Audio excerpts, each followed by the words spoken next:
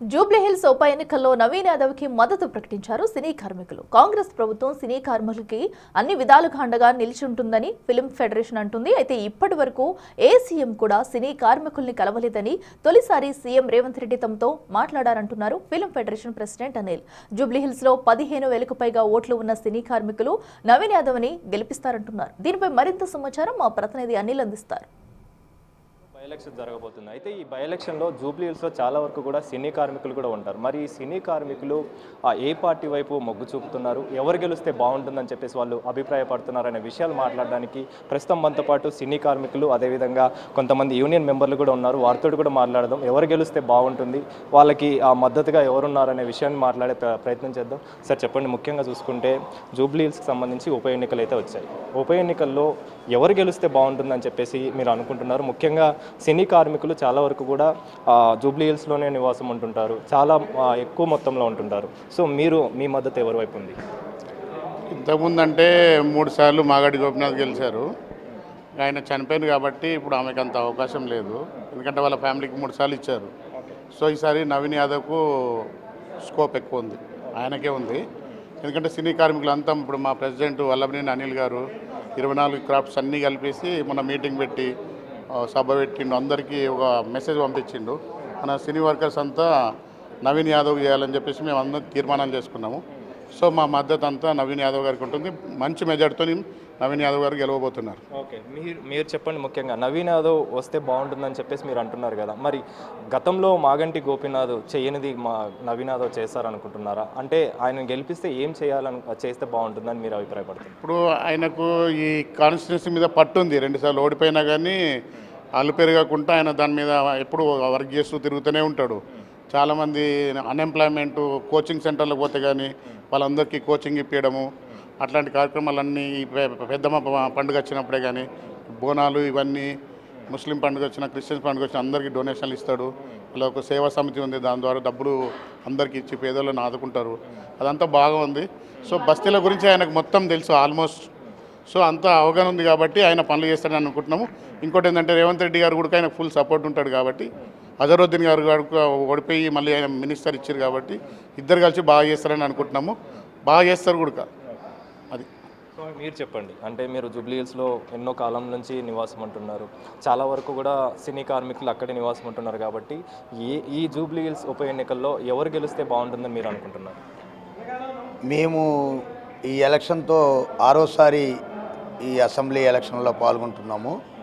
మేము గతంలో పీజేఆర్కి కూడా కాంగ్రెస్ ప్రభుత్వంలో ఉండగా పీజేఆర్ కార్మిక నాయకుడు, సిఎల్పి లీడర్ ఉండగా వారికి సపోర్ట్ చేశాము. ఈ ఖైరతాబాద్ నియోజకవర్గం కావచ్చు, జూబ్లీహిల్స్ కావచ్చు, ఇక్కడ 5 నియోజకవర్గాల్లో కాంగ్రెస్కి పట్టుందండి మొదటి నుంచి. తర్వాత ఏదో ఈ తెలంగాణ వచ్చినాక గోపీనాథ్ గారు వచ్చారు, వారికి కూడా అవకాశం ఇచ్చాం, వారు కూడా చేశారు. కానీ ఇప్పుడు అనిల్ అన్న రావటం అనేది చాలా మేమందరం చాలా కోరుకుంటున్నాం వారిని. ఎందుకంటే శ్రీశైలం అన్న కుటుంబం మొదటి నుంచి సినిమా కార్మికులకు అండగా ఉంది.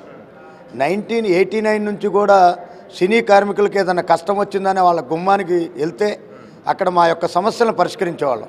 ఎందుకంటే మేము ఎక్కడి నుంచో దూరభారం నుంచి పట్టుకొని హైదరాబాద్ వచ్చిన వాళ్ళం.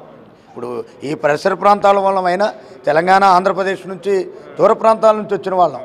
ఇక్కడ మాకు ఒక అండ కావాలన్నప్పుడు మాకు శ్రీశైలం అన్న వారి కుటుంబం మాకు మొదటి నుంచి అండగా ఉన్నారు. ఇండస్ట్రీకి ఈరోజే కాదు, అసలు ఒక 35-40 ఏళ్ళ నుంచి వాళ్ళు సినిమా ఇండస్ట్రీకి అండగా ఉన్నారు. అందుకనే మాకు చాలా ఈసారి మా బ్రదర్, మా కుటుంబీకుడు నిలబడ్డాడని భావిస్తున్నాం మేము. నవీన్ అంటే మా యొక్క కుటుంబం, మన వ్యక్తి. ఇతన్ని గెలిపించుకుంటే రేపు జూబ్లీహిల్స్ నియోజకవర్గంలో సినీ కార్మికులకే కాదు పేదవాళ్ళందరికీ అండగా ఉంటారు అనేది మా యొక్క ఆలోచన. మీ మొత్తం సినీ కార్మికుల విషయానికి వచ్చిన యూనియన్కి సంబంధించి కూడా ఎంతమంది ఓటర్లు మీ జూబ్లీహిల్స్ నియోజకవర్గంలో ఉన్నారు, దానికి సంబంధించి ఏం చెప్తారు?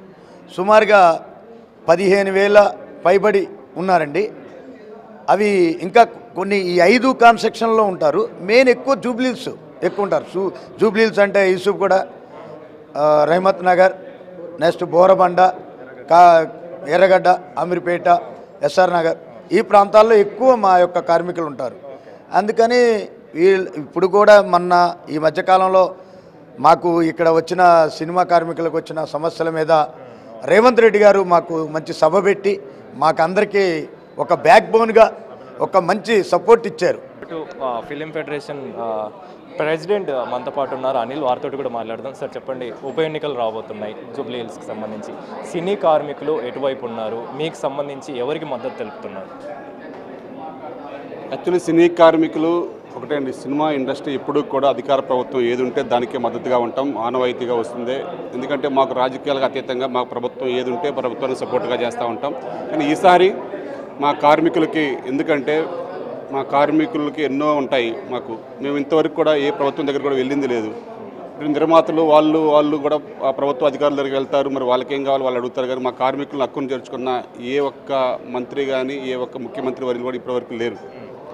కానీ గతంలో శ్రీనివాస్ యాదవ్ గారు ఉండేవాళ్ళు, కొంచెం యాక్టివ్గా మా కార్మికుల్ని ఏ సమస్యలు ఉన్నా మాట్లాడుతూ ఉండేవాళ్ళు, కానీ మాకు ఉండేది.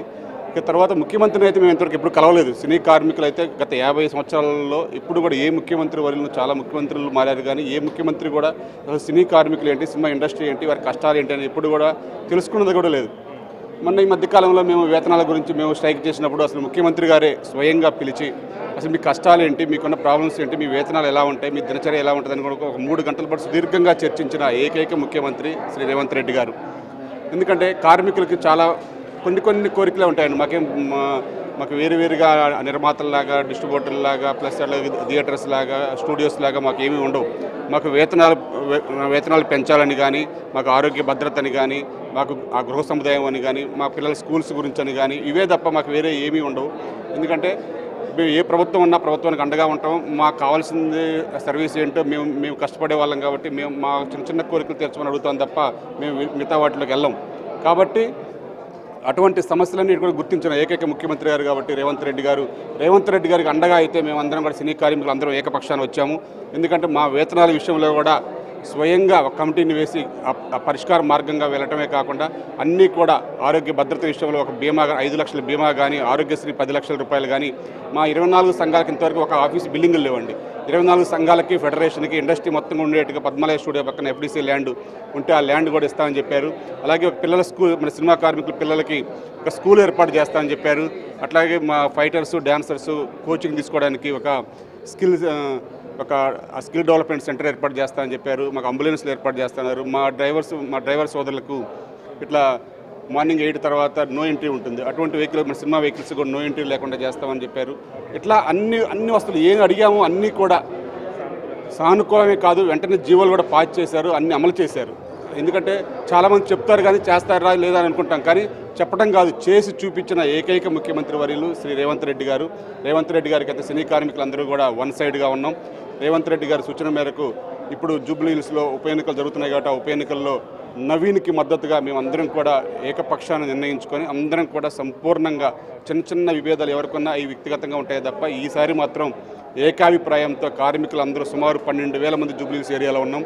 అందరం కూడా ఏకపక్షంగా మినిమం 10,000 ఓట్లు పోలే విధంగా అందరం కూడా స్వయం కృషి చేస్తున్నారు ప్రతి ఒక్కరు కూడా. ఎందుకంటే మన ఇంట్లో వెలుగు నింపిన మన రేవంత్ రెడ్డి గారి పిలుపు మేరకు మన రేవంత్ రెడ్డి గారికి అండగా ఉండాలని మన కార్మికులందరూ ఏకపక్షాన నవీన్కి మద్దతుగా, రేవంత్ రెడ్డి గారికి సంపూర్ణ మద్దతు తెలియజేస్తున్నాం. సో మొత్తానికైతే సినీ కార్మికులంతా కూడా కాంగ్రెస్ పార్టీకి మద్దతుగా జరగబోయే జూబ్లీ హిల్స్లోని ఉప ఎన్నికల విషయంలో నవీన్ యాదవ్కే మద్దతు తెలుపుతామని చెప్పేసి అయితే, అతన్నే గెలిపిస్తామని చెప్పేసి అయితే సినీ కార్మికులు చెప్తున్నారు. కెమెరా పర్సన్ లక్ష్మీకాంత్తో కలిసి అనిల్, బిగ్ టీవీ, హైదరాబాద్.